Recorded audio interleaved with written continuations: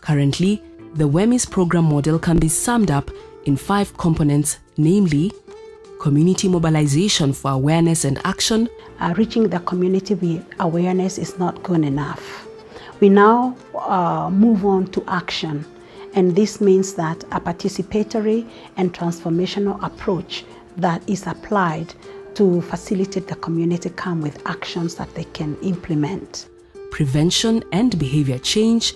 This is where we are having youth prevention and behavior change, the VCT, and prevention of infection from mother to child, the PMTCT.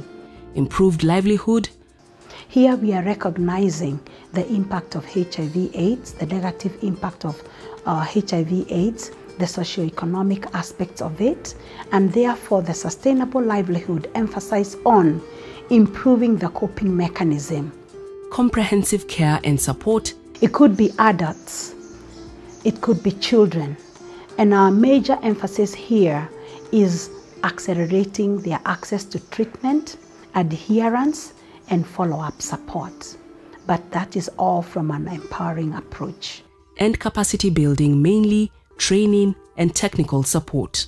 Capacity building, more importantly, the skill transfer, the technical support, the training are very, very important. May it be for our own staff development, may it be for the service providers at the community and at the institution. And that's what we have for now. Not far from here is Gatwanyaga Primary School, where some pupils are under the NGO's program for orphans and the vulnerable children. WEMIHS imenisaidia sana. Nimeweza kusoma vizuri. Nimeishi vizuri huko. Yani mwenye ananiweka vizuri kuniweka kama mtoto wake. Lakini naendelea tu kusoma vizuri. The school administration loads the partnership efforts of non-governmental agencies like WEMIHS.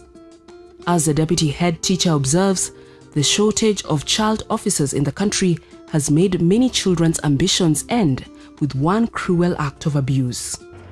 The process of counseling by this program, WEMIHS, has been very effective to our children, because when there are very, very bad cases, they talk to them and they come back to normal, and they come back to the normal learning. Here at the sprawling Kiandutu slums is one of WEMIHS's program areas.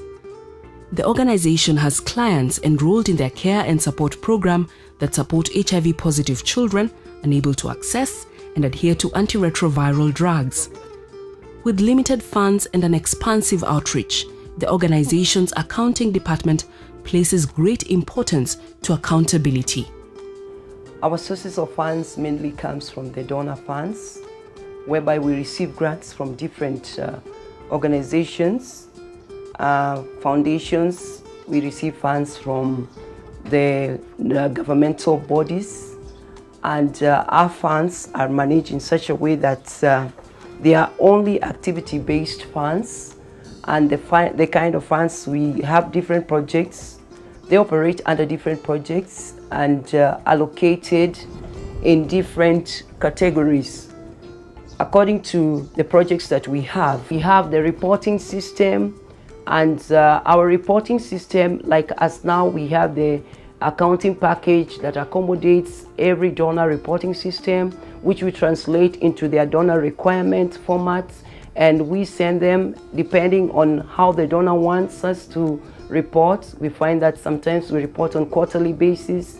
There are those donors that require reporting on monthly, and those which require reporting on semi-annual. And all these, as we do them, they are means of control that they will be able to see whether we are using their funds according to what the agreements, contractual agreements we had with them. And also it enables them to give us technical support where is possible. As the organization seeks to empower and promote more self-dependent communities in its operations, scarcity of resources has become a stumbling block. Those who have worked with WEMIHS contend that the organization would replicate its empowerment campaigns if only well-funded. The establishment of a revolving fund I know efforts have been made toward this end, but we need more of a creation of a revolving fund so that the farmers who have shown a lot of initiatives, farmers who are progressive, can have their issues or their financial needs addressed. The fact that many grants are short-term has not made things easier for an organization that is addressing complex circles of poverty and disease. There need to be a government revenue supporting the indigenous organization as partners in the fight against HIV/AIDS or improving wealth and reducing poverty if they are really serious about partnership. But over and above rising challenges, there is a thread of optimism that runs across WEMIHS. The staff here appear to work in a unique unison with a silent ambition that appears to consume them, an ambition to make their immediate environment and the greater region a better place for the disadvantaged.